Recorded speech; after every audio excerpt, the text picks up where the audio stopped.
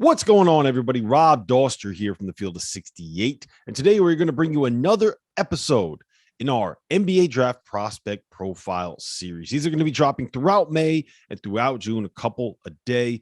So if you do like this content, make sure you subscribe to the channel and do hit that like button. Anything that you can do to interact with these videos, it really does help the channel. It helps more people like you find this content. And since I have you here, make sure you check out our Instagram and TikTok pages. We are going to be pumping out more unique content over there throughout the spring and the summer heading into the 2022-23 college basketball season. Like, for example, did you know that Penny Hardaway was shot when he was in college? I didn't know that. You can find that story right now live on our TikTok and Instagram pages. The links for those are in the description below. So without further ado, let's get into another Field of 68 NBA Draft Prospect Profile.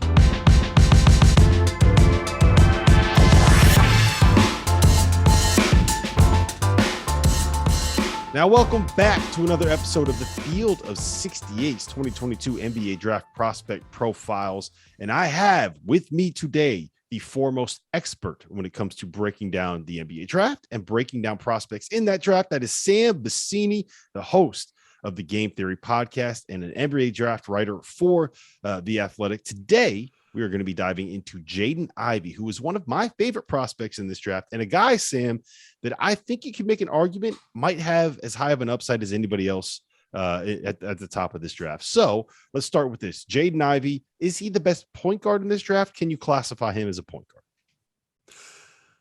Good question. So I think he's the best athlete in this draft. If we're trying to have a designation that states he is the best at something, I would go with athleticism. He is explosive as an athlete.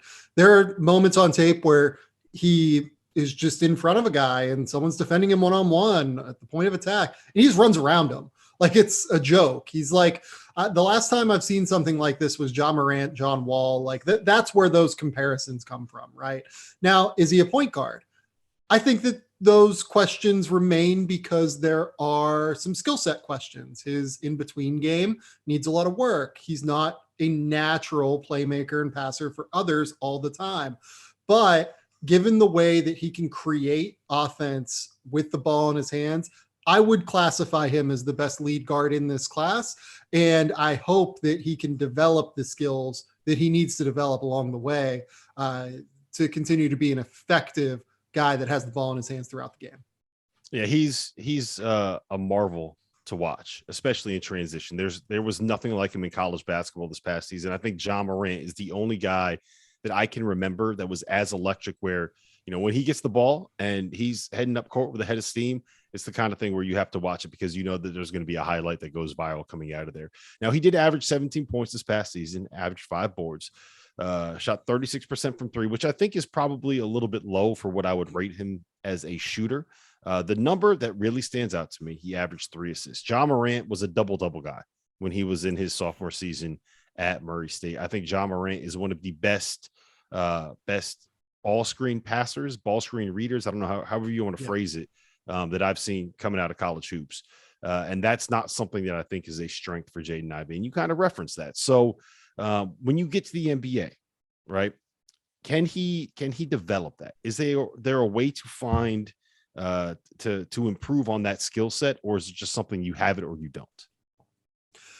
It's a good question. So I don't know that I would say we are certain he does not have it, if only because the Purdue scheme and offense was so different than what he will be tasked with running in the NBA. At Purdue, so much of it is based around throwing entry passes to Zach Edey and Trevion Williams. And he very rarely played as the tried and true point guard where he was the only guard out there, right? Eric Hunter was out there pretty regularly. The other Thompson, Isaiah Thompson, if I remember correctly, was out there for both of his years there. Like there are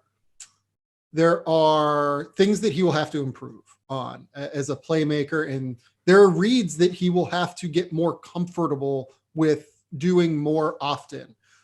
He misses reads from time to time in a way that it can get frustrating. Like there are a few clips where he has a wide open same side kick out pass for a wide open corner 3. And instead he tries to take on 3 guys at the rim. Right. that's the kind of stuff that I think he won't have as much success at in the NBA. He won't have as much success as Ja Morant there, particularly because while Ja Morant is capable of doing that, Ja Morant has better hang time. He has better body control, body mechanics, everything like that than what Jaden Ivey has. He's just a special player. That is why when you start looking into the intricacies of their games, the comparison to Ja Morant kind of falls apart with Jaden Ivey.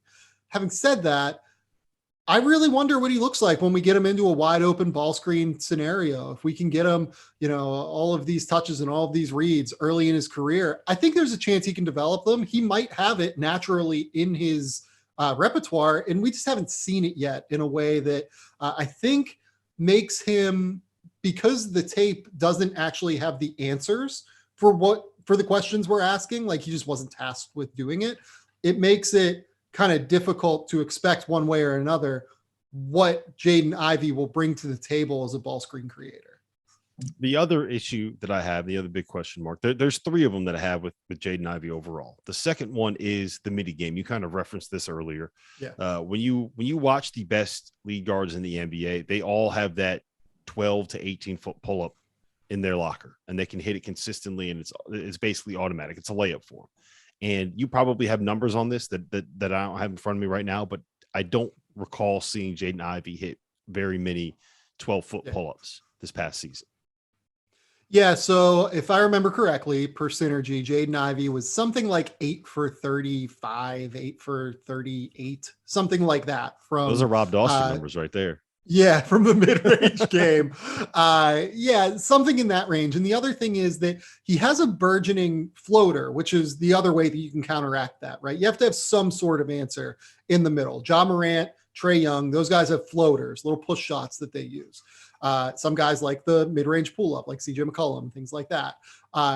That's what Jaden Ivey, he has to have one or the other. I think the floater is probably a little bit more likely than the pull-up jumper. His pull-up jumper mechanics are a mess. Like his legs fly everywhere. Like it looks off balance when he's taking them. To me, the better move for him is going to be to develop the push shot. And what you see on his attempts from floater range is that he almost takes them as if they're like a little mini jump shot, kind of, that is like a leaning mentality to it. It's very odd. He just needs to be able to jump stop and pop with a little floater. I think that's developable. I think he has enough touch naturally to where he can make that work, but he has to do it. We haven't seen it yet in a way that if I was a GM staking my reputation to him, guy that has questions as a passer, guy that has questions in terms of the mid-range game, this is where the concerns kind of pop up for Jaden Ivey, despite the fact that the flashes, the highlight plays, they are better than anyone else's in this class, in my opinion. Yeah, he has more highlights than I think anybody outside of maybe Chet Holmgren does. Yeah. The third issue that I have is the defense, and there's one game that just keeps standing out in my mind, that it was when Wisconsin went to Purdue. Johnny Davis put up 37 points, 14 boards, couple blocks, couple steals, couple assists. They knocked off Purdue in Mackey Arena when it was basically Johnny Davis against the entire Purdue team.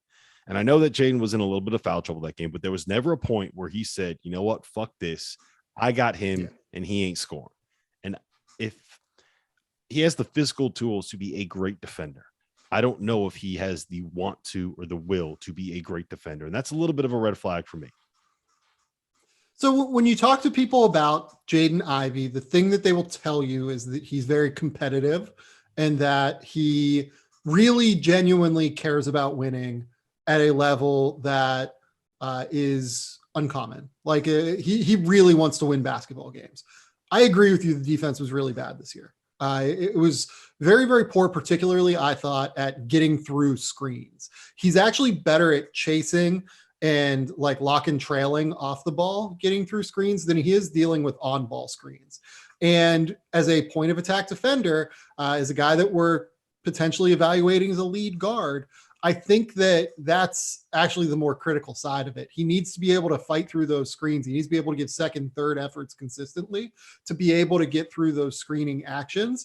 I also didn't love his off-ball defense. I thought that like he could ball watch from time to time and could get just kind of locked on trying to make plays happen. And when you're so good at getting out in transition and creating offense that way, I do get it when you start to gamble a little bit, but he needs to be a little bit more locked in my opinion, on a consistent basis on the defensive end. And I think he has some mechanical things to do just in terms of getting skinny over the top of screens. If he's going to play in a drop coverage scheme, he needs to be able to kind of fight and deal with switches a little bit better. It's not something Purdue did regularly, but whenever he was kind of locked out on an island, guys did just kind of shoot over the top of him a little bit more than you would like to see. But, that's a height thing and he can't necessarily fix that. The big skill is he needs to be able to fight through screens at a more consistent level than what he showed this year.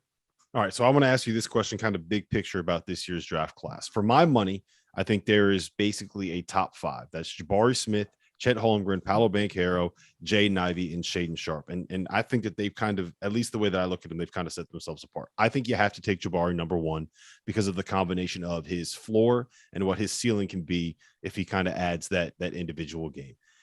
But I don't think that it's something where any one of those guys has set themselves apart at any level. Like I think I could probably find a way to talk myself into any one of those 5 guys in any one of those 5 spots, except for maybe Shaedon Sharpe at number 1.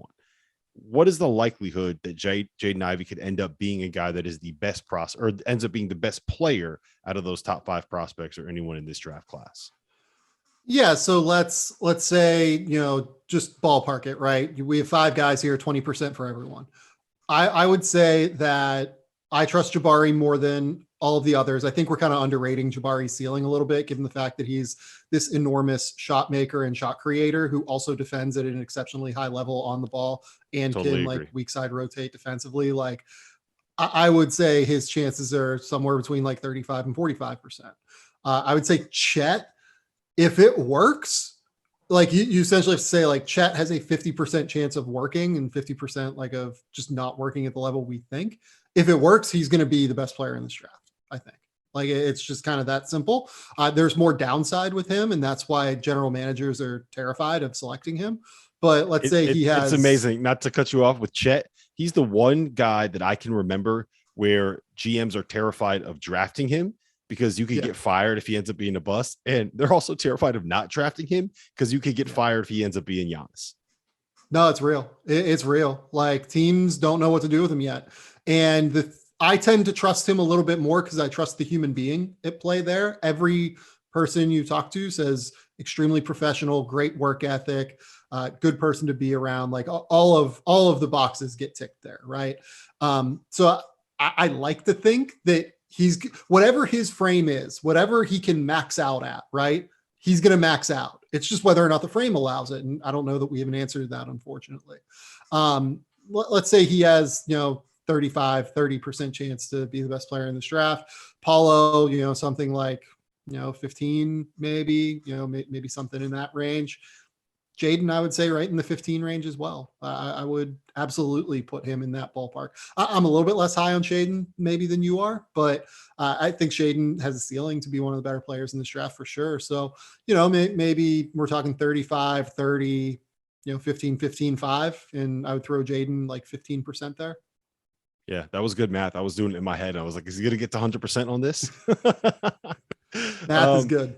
Yeah, math is good. So I'll end it with this. What kind of systems or what kind of teams or what kind of schemes is someone like a Jaden Ivey going to fit in? Because I don't think that he is necessarily without the passing. Like let's assume that the passing doesn't come, because if the passing does come, it's an entirely different conversation.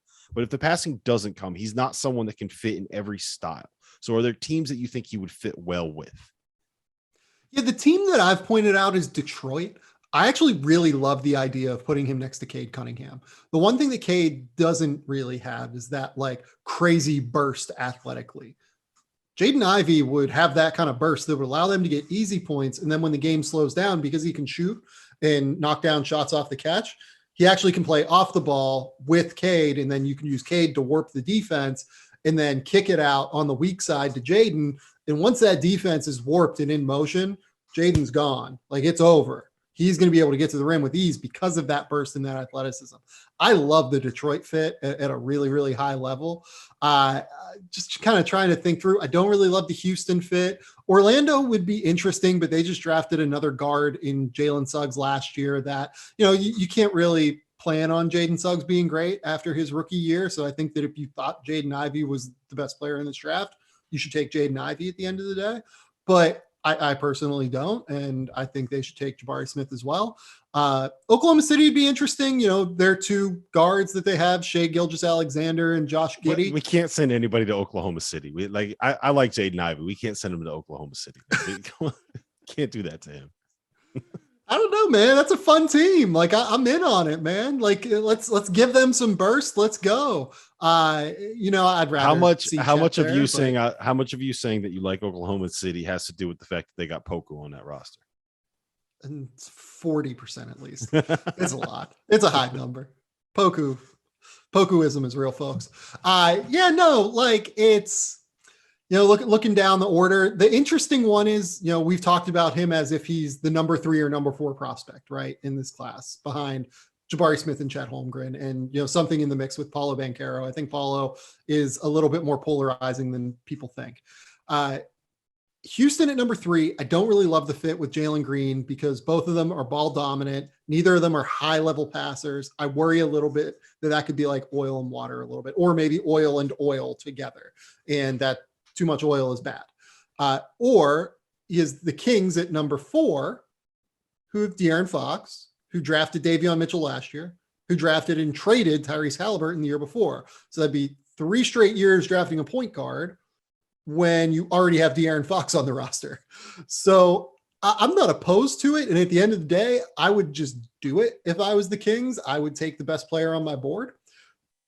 But I really wonder if they're going to do it, or if Monty McNair, who, by the way, as of the time of this recording, currently has 1 year left on his contract, does he feel the need to win now and think that, someone like Keegan Murray, someone like, Ben Mathurin could help him win more because he can get those guys on the floor immediately, positionally, as opposed to Jaden Ivey, who, probably plays a lot of minutes next year, but might not be the next best fit with Davion Mitchell and De'Aaron Fox. I think the Kings are kind of in like the prime trade. They should trade this pick, I think, mode and move down and try to accumulate assets or do something different to be able to fit their roster a little bit better. Yeah, don't send them to Sacramento either, man. Come on, we got to be nice. We got to be nice to Jaden. But listen, that was Sam Vecenie. That was our breakdown of Jaden Ivey here on the Field of 68's 2022 NBA Draft Prospect Profiles. Make sure you go and subscribe to the Game Theory podcast. I will link up the YouTube channel and his Apple Podcast feed in the description below. And while you're at it, like this video, subscribe to this channel. We have 40 of these prospect previews coming out throughout the month of May and the month of June.